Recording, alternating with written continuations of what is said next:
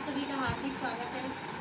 नवरात्रा कल से शुरू हो रही है, ऐसे में माँ के आगमन की क्या क्या तैयारी करनी है ये मैं आज आपको एक गीत के माध्यम से बताने जा रही हूँ। तो सुनते हैं देवी गीत। अच्छा लगता है तो लाइक और कमेंट कीजिएगा और मेरे चैनल को सब्सक्राइब जरूर कर लीजिए। बेल आइकन दबाना ना भूलें ताकि मेरे द्वारा डाली हुई कोई भी वीडियो आप तक सबसे पहले पहुँचे। बांधो बांधो बंधनवा,